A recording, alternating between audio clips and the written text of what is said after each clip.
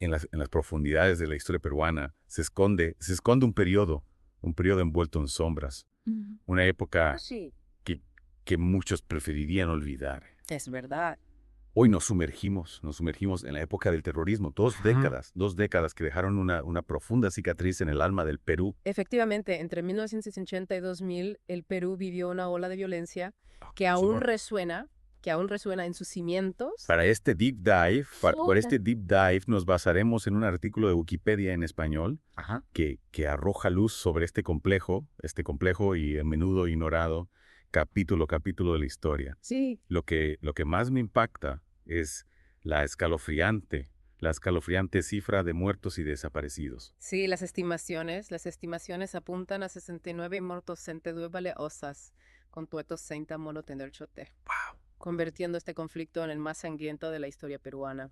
Dos grupos insurgentes, Sendero Luminoso y el MRTA, Ajá. emergen en este escenario con la ambición de derrocar al gobierno. ¿Podrías contarnos más sobre las diferencias entre estos dos grupos? A pesar de compartir el objetivo de derrocar al Estado, sus Ok. ideologías y estrategias eran diametralmente opuestas. Sendero Luminoso, Ajá. inspirado en la Guerra Popular Prolongada de Mao Zedong, optó por un camino de terror indiscriminado. ¿Te suena familiar este concepto de guerra popular prolongada? Claro, la Guerra Popular Prolongada es una estrategia maoísta que Ajá, busca un desgaste gradual del enemigo a través de 3 fases. Ajá. La primera de guerra de guerrillas, la segunda de guerra convencional, y finalmente la toma del poder, o Sendero Luminoso en su afán por instaurar un régimen maoísta, Sí. implementó tácticas brutales, Brutal. cuotas de sangre, Wow. reclutamiento forzoso de niños y masacres como la de Lucanamarca, donde incluso bebés fueron asesinados. Es escalofriante, ¿no? Es Ah, escalofriante pensar en la magnitud de la y violencia. era realmente impactante. Y en contraste con Sendero Luminoso, ¿cómo operaba el MRTA? El MNTI, influenciado por la teoría del foco del Che Guevara, Ajá. buscaba establecer un foco guerrillero Sí. que sirviera como detonante para una revolución a mayor escala. Ya veo. A diferencia de Sendero Luminoso, Ujú. su discurso se centraba en la justicia social. Ah. Sin embargo, Ah, sí. también recurrieron a secuestros y cárceles del pueblo Ujú. como parte de su estrategia. Es interesante como dos figuras tan emblemáticas de la Revolución Latinoamericana Sí, inspiraron a grupos con métodos tan distintos. exactamente. Y mientras la violencia se intensificaba, Sí, el gobierno peruano ajá, se veía obligado a responder. correcto. En medio de este panorama desolador, surgen las rondas campesinas. Así es. ¿Quiénes eran las rondas campesinas? Eran grupos de autodefensa Mm. formados por comunidades indígenas, Ajá. principalmente en la sierra peruana, Mm. que se armaron para protegerse de la brutalidad de Sendero Luminoso. Imagina la valentía de estos campesinos. Es verdad. Muchos sin entrenamiento militar, Sí. enfrentándose a una fuerza tan despiadada. ¿Qué impacto tuvieron en el conflicto? Su papel fue fundamental, Ajá. especialmente la contención del avance de Sendero Luminoso en las zonas rurales. Entonces ¿Qué- mientras el gobierno luchaba por controlar la situación, Sí. la población civil Ajá. vivía aterrorizada. Sí, la vida en Perú durante esos años era una mezcla de miedo Sí, e incertidumbre. claro. Las violaciones de derechos humanos cometidas tanto por los insurgentes como por las fuerzas del gobierno Sí. agravaban aún más la situación. ¿Cómo afectó esta situación a la sociedad peruana? El miedo se instaló en la vida cotidiana. La gente temía hablar, Sí. denunciar, expresar sus opiniones. Cadeo. El tejido social se vio profundamente afectado. Y en medio de este caos Ajá. surge la figura de Alberto Fujimori. Fujimori, una figura polémica hasta el día de hoy, Claro. asume la presidencia en 1990 y lanza una ofensiva sin precedentes contra el terrorismo. ¿Su gobierno se caracterizó por una política de mano dura? Mm. ¿Fue efectiva esta estrategia? Si bien logró debilitar a los grupos insurgentes, Sí. tuvo un alto costo en términos de derechos humanos. ¿A qué te refieres? El grupo Colina, un escuadrón de la muerte creado durante el gobierno de Fujimori, fue responsable de graves violaciones de derechos humanos en su afán por combatir el terrorismo. Sí. Un ejemplo escalofriante es la masacre de Barrios Altos en 1991. Es una paradoja, ¿no? Exacto. Luchar contra el terror con más terror. La época del terrorismo nos confronta con la complejidad de la violencia y sus consecuencias a largo plazo. Es un recordatorio de que la búsqueda de la paz y la justicia no siempre sigue un camino recto. Efectivamente. Y para comprender la magnitud de este conflicto es necesario mirar más allá de las fronteras del Perú. Correcto. ¿A qué te refieres?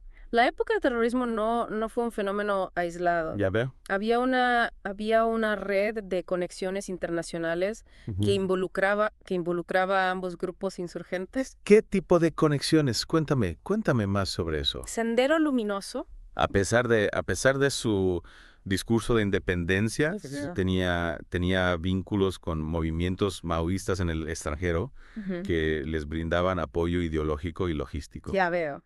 Y en el caso del MRCA, la conexión más relevante fue con Libia, bajo el régimen de Muammar Gaddafi. ¿Qué tipo de apoyo recibía en realidad de Libia? Se habla de entrenamiento militar, suministro de armas, y financiamiento. Es sorprendente cómo un conflicto interno pudo tener ramificaciones tan extensas en el ámbito internacional. La época del terrorismo en el Perú, más allá de la violencia interna, nos muestra la complejidad de las relaciones geopolíticas y cómo las ideologías pueden trascender fronteras. Y también nos recuerda que ningún conflicto está realmente aislado del contexto global. Así es. Las alianzas, los apoyos y las influencias externas pueden jugar un papel crucial en la evolución de un conflicto. En el caso del Perú, la participación de actores extranjeros contribuyó a la prolongación y a la intensificación de la violencia. Exacto. Y dejó una serie de interrogantes sobre la responsabilidad de estos actores en los crímenes cometidos durante el conflicto. Es verdad. Interrogantes. Sí. Incluso hoy en día siguen siendo objeto de debate y análisis por parte de historiadores, politólogos y expertos en relaciones internacionales. Correcto. Estas conexiones internacionales nos llevan a preguntarnos cómo reaccionó el Estado peruano ante la amenaza de Sendero Luminoso y el MRTA. Entiendo que la respuesta fue multifacética. Así es, abarcó estrategias militares, legislativas, judiciales, incluso sociales. Desde el inicio del conflicto, las Fuerzas Armadas jugaron un papel crucial.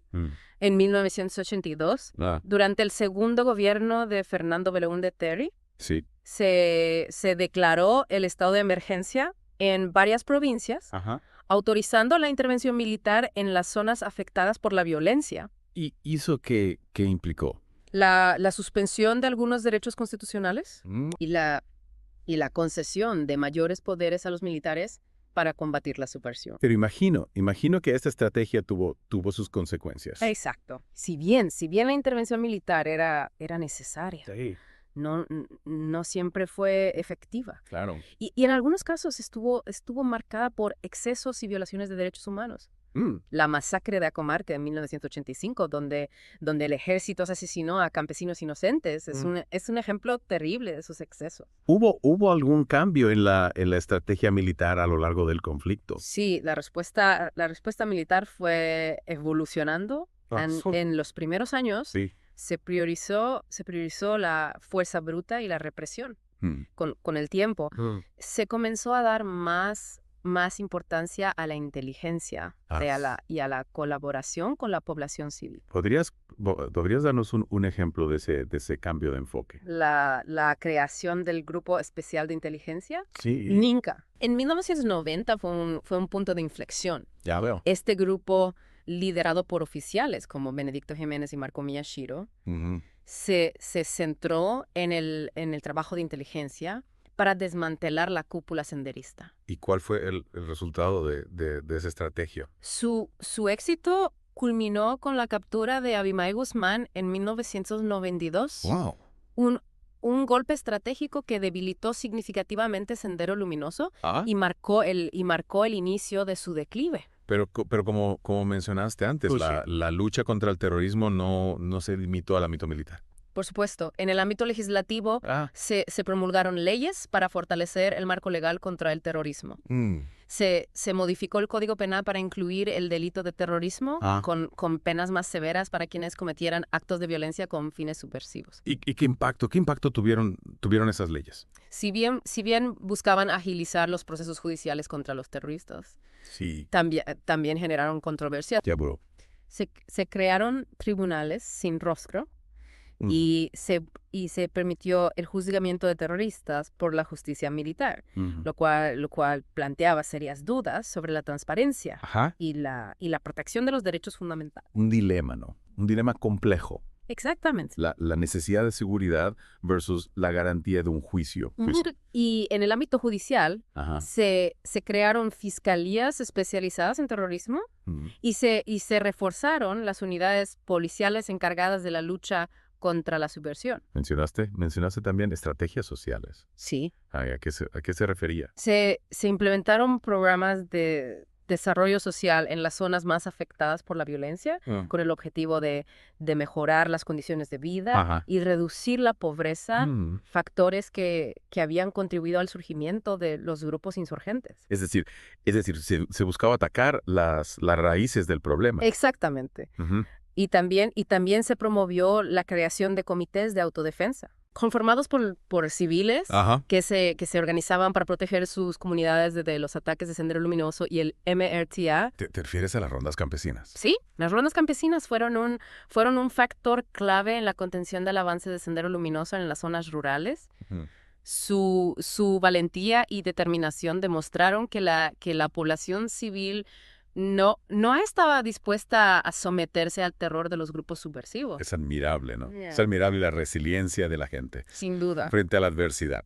La respuesta del Estado ante la época del terrorismo fue un proceso complejo y multidimensional, marcado por aciertos y errores que aún hoy generan debate en la sociedad peruana. Un debate necesario para comprender las complejidades de un pasado doloroso y construir un futuro más justo y pacífico.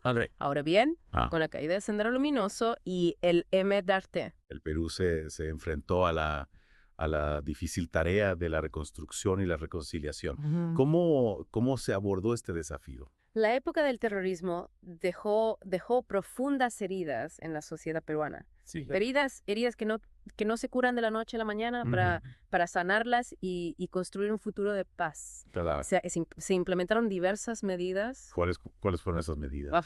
¿Cómo se inició el proceso de reconstrucción y reconciliación? Uno de los primeros pasos fue la creación de la Comisión de la Verdad y Reconciliación, CVR, en el año 2001. ¿Qué rol jugó la CVR en este proceso? La CVR tuvo la inmensa tarea de investigar los crímenes cometidos durante el conflicto, tanto por los grupos subversivos como por las fuerzas del Estado. Ya veo.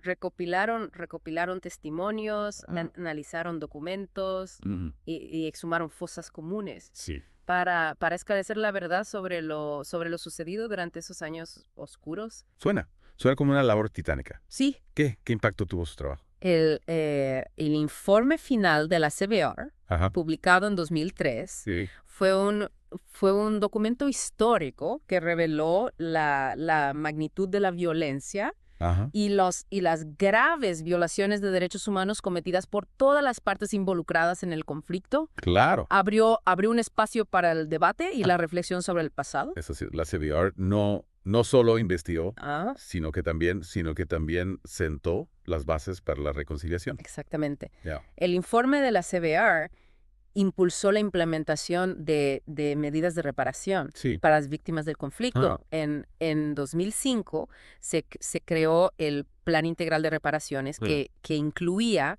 medidas de compensación económica, atención médica y psicológica, así como la búsqueda de personas desaparecidas. Un paso importante Sí. hacia la justicia y la reconciliación. ¿Y qué sucedió en el ámbito judicial? Se derogaron las leyes de amnistía que habían protegido a los responsables de violaciones de derechos humanos.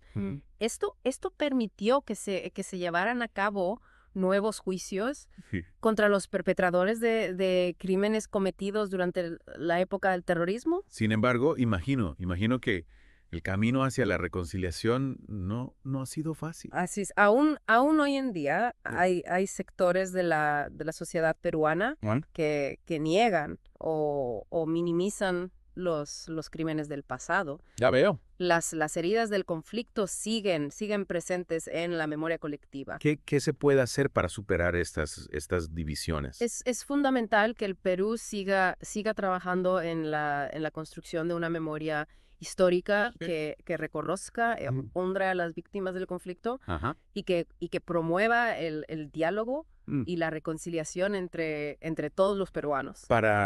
Para que las futuras generaciones puedan construir un país más justo y en paz. Exactamente.